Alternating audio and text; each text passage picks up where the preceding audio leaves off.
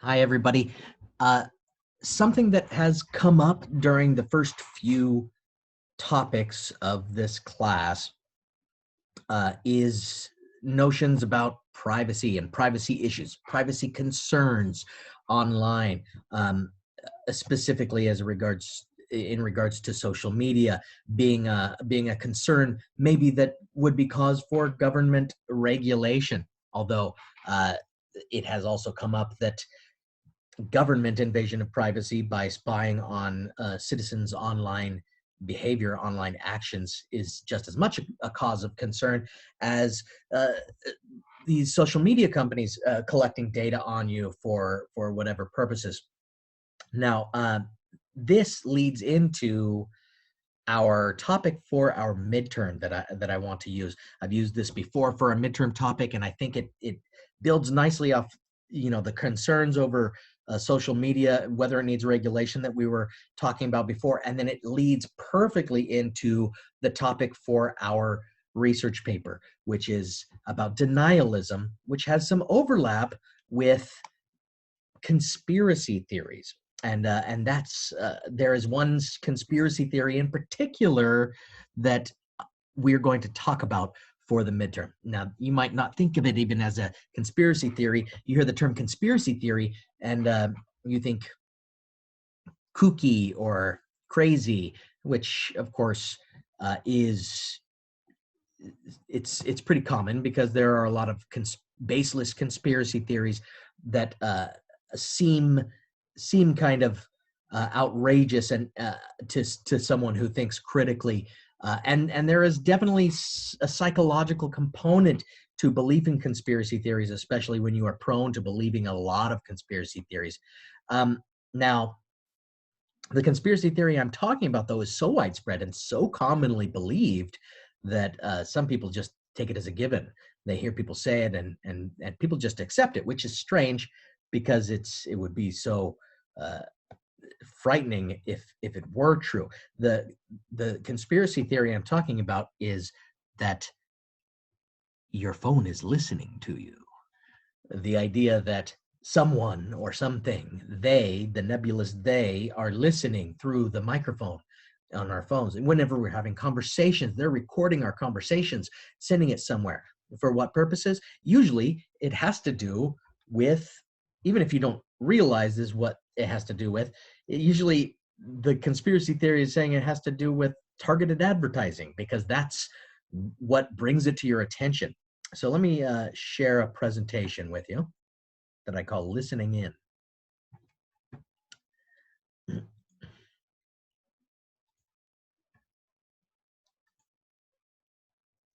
Okay, so listening in, online privacy concerns and conspiracy theories. So I'll start with, has this ever happened to you? And you're actually going to have an assignment in the class where you get to, it's a Flipgrid assignment where you're recording a video of yourself. How's the irony for that?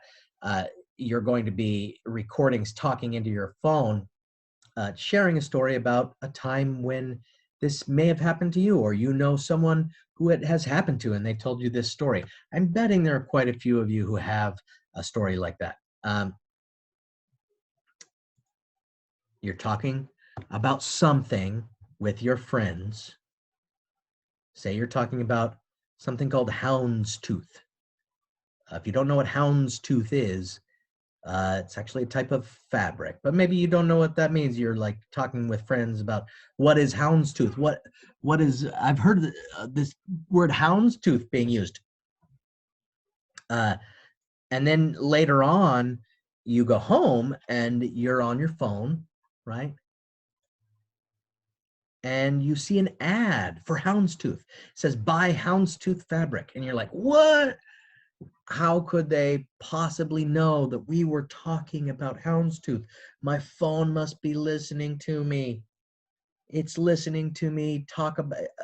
I've never talked about houndstooth before. We didn't even know what houndstooth was, and yet the phone knew enough.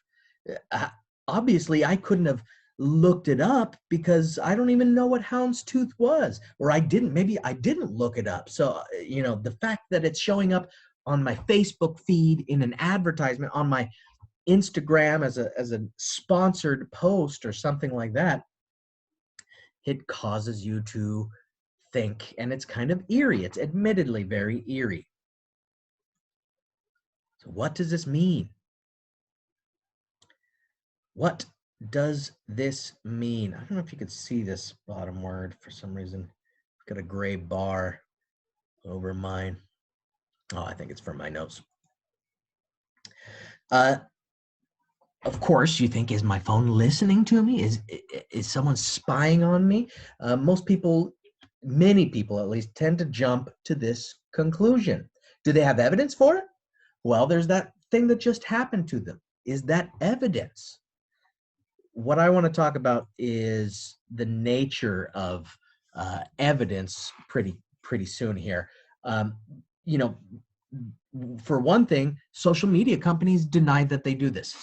Facebook's in particular has been asked, do you record people's conversations? They say, no, we don't, right? They don't say what they do to collect data, to target advertising at you. So they're not doing themselves any favors. They're certainly a little shady or a little quiet about how they target advertising at you, how they target it so well that talking with your friends about houndstooth, and a little bit later you have a houndstooth advertisement. There are tons of YouTube videos, right? So first of all, the fact that social media companies deny it, well, I guess you'd say that's not proof. That doesn't prove they don't do it, because they could lie about it. All right, we'll talk about that. There are tons of YouTube videos. If you look this up, well, like this is an image from a YouTube video, a silly image. If you look this up, there's just a bunch of videos of people telling stories about, like the story I just told you about, talking with friends about houndstooth, and then I saw an ad for houndstooth. How could this have happened? There are experiments, tons of experiments where they'll be like specifically talking about something near their phone, and then they'll look for their in their advertisements later, and they'll say, oh, look, see, I saw an advertisement. Well, okay. None of these things prove anything. They do not prove that this conspiracy theory is true. It doesn't prove that it's false either. Social media company denying it doesn't mean they might not be lying. That's true. Their denial, it could be a point in favor of the fact that they don't do it. Why would they deny it? It seems like it could damage them more if they deny it and then it comes out that it's true, right? So we'll talk about that. But these YouTube videos are not evidence either. Anecdotal evidence is just a story someone tells that you don't know if it's true. The other reason why it is not strong evidence, anecdotal evidence, whether it's an anecdote from yourself or someone you know, it's not strong evidence because it doesn't prove that this experience is typical. For something to provide strong evidence, it needs to be a typical experience, right? So one person having this experience proves nothing. Now, you can find a lot of YouTube videos of people having this experience. What does this prove? I don't know. It may not prove anything. There may be an alternative explanation. These experiments are not true experiments. We'll talk about what a strong, good experiment is. And it would be a scientific experiment. Theirs are not scientific experiments. None of this proves that your phone is listening to you. So there are alternative explanations, one of which being coincidence, as the picture says. There's the possibility that you spoke with your friends about houndstooth, and then you looked at your phone later and you saw an ad for houndstooth, and one thing had nothing to do with the other. Now, that might be hard to accept, and especially if it happens a lot, then you think, well, it couldn't be coincidence because it's happening so much. Well, we'll talk about other explanations as well, but there is something called the Bader-Meinhof phenomenon that I wanted to talk about. The Bader-Meinhof phenomenon says that when you are familiar with something, when you are aware of it, when you know about it, you will then recognize it more, right? And it makes sense. I am aware of uh, backwards umbrellas now. With the umbrellas that they don't close down; they close up and kind of slide up the pole as they close up. I'm aware of those now. Uh, Someone showed one to me or told me about them, and then I see them. Maybe I just didn't notice them before because I wasn't aware of them, or I wasn't paying attention too much to an umbrella because I thought it was like other umbrellas. But now I know about the different kinds of umbrellas, so I recognize it. The Bader-Meinhof phenomenon, or sometimes called Bader-Meinhof complex, says you're more likely to recognize or be aware of something once you are aware of it, once you know about it. And it makes sense. So you see houndstooth and you're like, oh my gosh, houndstooth. Well, maybe you only paid attention to it more because you were finding out about houndstooth patterns or something like that. And you wouldn't have cared. You wouldn't have looked closely at an advertisement about fabric before, but you do now. Maybe it wasn't targeted in such a way at all based on your conversation, and it was just pure coincidence. And yet you see a pattern and you think maybe that someone was spying on you. Okay, other explanations. Maybe it is about data collection, but it's data collection that's completed in a simpler way without recording your conversations and then feeding it through a computer and then or actually hiring someone to listen to hours and hours of conversation and try to target you with an advertisement. Maybe this data collection is done through other means. Maybe did you Google it? Maybe your friend talked about houndstooth and not knowing what houndstooth is, so you looked up houndstooth and you're like, oh, it's a type of fabric. Okay, then you searched for it on Google, and then later on you were on Facebook, and you think, well, how would Facebook know that I Googled it? Because I wasn't in Facebook when I was searching for uh, houndstooth. Well, there's something called Facebook Pixel.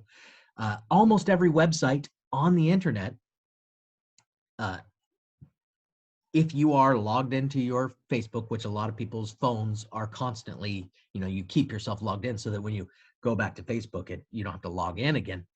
Uh, it sends information to Facebook. If you went to like Amazon or eBay, and you looked something up, even if you don't buy it, but you searched for it on some other website, or you visited a website about a houndstooth fabric or something like that, a web page that mentioned it, then that information gets sent to Pixel, and then they can target you with an ad. Oh, you were searching for houndstooth somewhere else on the internet.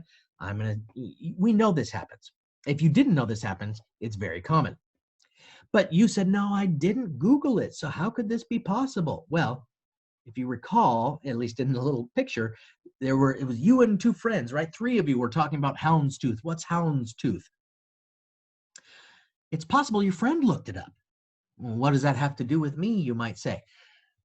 Well, social media companies target advertising not only based on your own activities online, but also the activities of your friends. So you talked with houndstooth with two other friends, right? Maybe you didn't look it up, but maybe one of them Googled what houndstooth is. Then Facebook got the information that they were looking for houndstooth. They may have also had other information, like that they were geographically close to you and they might have been hanging out with you, right? GPS says that they were close to you before they searched for houndstooth. And Facebook has algorithms and programs, software that allows them to target advertising, not just at this person that they know looked up houndstooth, but at their friends, and especially the friends that they were recently with. So there is maybe a simpler explanation than the fact that they are listening to you and gathering all of the conversations that everyone has in the entire world and picking all of those apart just to throw an advertisement at you that you end up ignoring anyway. So these are some of the arguments against this idea that our phones are listening to us. First of all, they don't need to. They have this technology like Facebook Pixel, which allows them to see what your activities are online.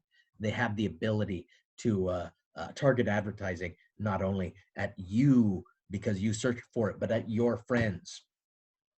They have other means of data collection as well. The location data. They know you were hanging out with this friend who's on your friends list, right? Because they have your GPS data on both if you made that setting available to them because you wanted to show where you are when you make a post, right? They also buy certain things. They buy information about you from people called data brokers. Uh, they buy bank account information, uh, credit reports, things like that. Oh, you have money. You're in the market to buy something in particular. Uh, if you have membership cards at for example, a an online shopping club or a shopping club, for example, in a brick and mortar store, they can actually buy information about your purchases and your membership at a store like that from data brokers. So they can actually, they just buy data and then they dump it into their machines and the program that they designed, it does the rest.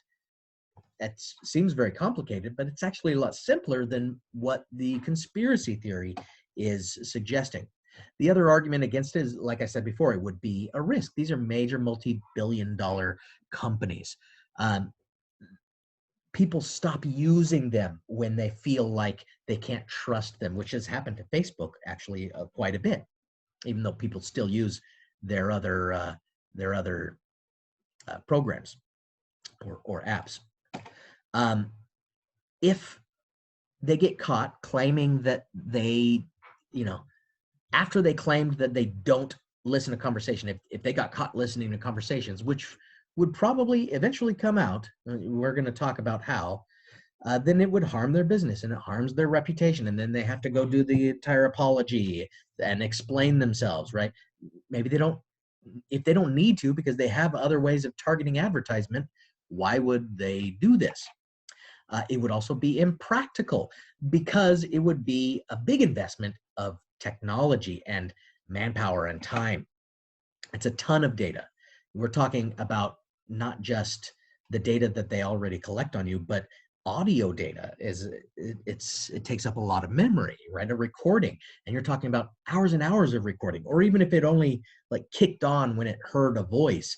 Well, it would be recording television. What a waste of time. It's just recording hours and hours of television in the background while you're looking at your phone. And is it also, analyzing that television audio and trying to target you with advertisements based on the television?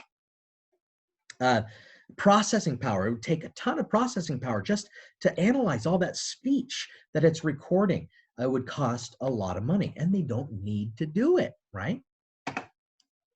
More, not just arguments against it, but evidence that would prove that they're not actually recording your conversations. First, there's kind of a logic. There's a problem with the logic of it. We would see our batteries being drained constantly, a lot more than they are, if they were constantly recording and then sending that data, that audio data, over the internet. We would see the data that we use. Some of us don't have unlimited data. We have data caps, but even if you have unlimited data, it shows you how much data you're using, right? And you get data warnings about data usage. If you were constantly recording and then they were sending these audio files over the internet to not just your internet service provider or your carrier, right? Your cell phone carrier, but to Facebook or whatever social media it is, it would use a ton of data. You would see it. And we have research, experiments, actual experiments where scientists, computer technologists have actually tested this. They've tested not only this, they've tested for what they call exfiltration of audio and video, whether audio is leaving your phone and you don't know it, whether your mic is being accessed and you don't know it, whether video is leaving your phone and you don't know it, right? They've actually tested this. Most applications they've found, and I will be providing you with the evidence, the study from Northeastern University that showed this. Most applications aren't seen accessing your microphone without permission. When it happens, it's very rare, and it's not the big applications that we think that get blamed for recording us. Unauthorized transmission of audio files over networks, again, very rare or non-existent even. So what are the real concerns? Your phone is watching you, okay, yeah. There are real privacy concerns. Maybe it's not listening to you, maybe it's watching you. Maybe your camera is activated. Actually, that same study that I mentioned did see that sometimes cameras are activated, which I'll get to. It's enough of a concern to know what social media companies do, what they are doing, that they're tracking your movements across the internet through Facebook Pixel, that they're buying information about you from data brokers. I don't want them to have that information about me. That's a real privacy concern, right? There are some privacy settings on your phone where you can make it to where, you know, your Facebook isn't always on talking to a Facebook Pixel. There are apps that allow you to block things like Facebook Pixel when you visit other websites. So you can do something about it and maximize your privacy. But it is a concern. What that Northeastern University study found, they found that our phones aren't recording us, but they did find that there are third-party software providers that spy on us. And this isn't even like the application you downloaded, the company that runs, you know, whatever it is, Snapchat. It's not Snapchat that's necessarily spying on you. Snapchat may use some software from some other company you don't even know about. And this software activates your camera and takes pictures of something in the background. Or sometimes they've actually been seen to, some have used microphones for beacons, not so much for recording you and sending that information, but for other purposes. Activating your camera without your permission, capturing videos of the app for use for analysis. Sometimes these applications, they want to know whether or not their application is laid out well enough and people have an easy time using it. So they use some other third-party software that actually takes screen captures so they can see how you use your app. And what does that mean? If you actually enter your credit card number, it might be seen on your screen. And it's not only the application you downloaded that has that, but some other third-party company that you don't even know who they are. And they've suggested this is a real privacy concern. And then there's the matter of backdoor access of government agencies. Edward Snowden is a government whistleblower who talked about the National Security Agency has been spying on people's internet use for a long time through backdoor access to major websites and applications. And as I was talking about before, there's this new law, the Earn It Act, that seems to be fighting some websites and some companies trying to encrypt their platforms, which would mean that the government can't spy on you anymore. There are real privacy concerns. I'm not arguing that there aren't real privacy concerns. I'm arguing that this one that our phones are constantly listening to our conversations, that's not true. What is true is maybe even scarier and just as bad, if not worse. So why do people believe this conspiracy theory, though? Why do people believe the conspiracy theory that phones listen to us? There's a podcast I'm going to have you listen to that it lays out a lot of this stuff about Facebook Pixel and whatnot, explaining how it really works. And in it, they try to convince people who have had the experiences that it's not actually happening. And almost none of them actually change their minds or believe otherwise. Some people are drawn to conspiracy theory. Here's this is a survey taken by Chapman University of American Fears, 2016. The percentage of people that were randomly selected, statistically significant, this percentage of people that believe the government is hiding what it knows about 9/11, 54%. That believe the government is hiding what it knows about the JFK assassination, almost 50%. About aliens, 42%. About global warming or plans for a one world government. So some of these are lower. About the moon landing is lower. Well, that's good. Most people believe that.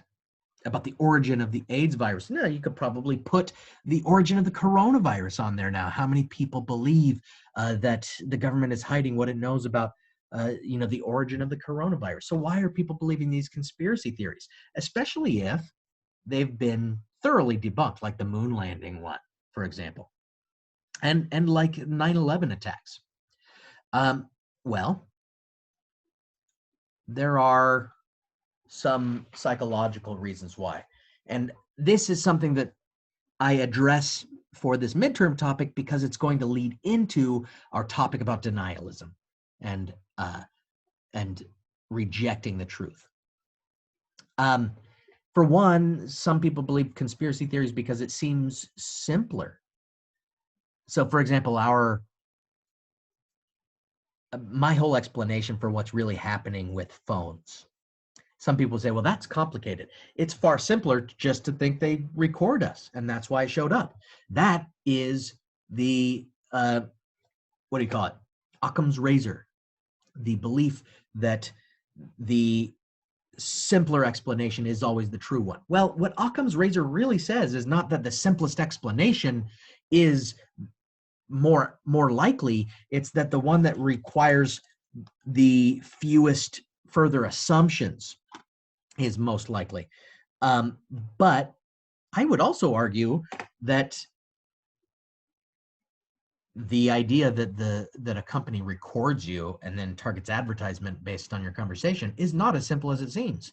When you really think about what that would mean, what that would entail, the kind of, like I said, the processing power and what they would have to be doing with all those audio files to pick it apart and actually use that for actionable data that could target advertising that you're just going to ignore. We seek an explanation a lot of times.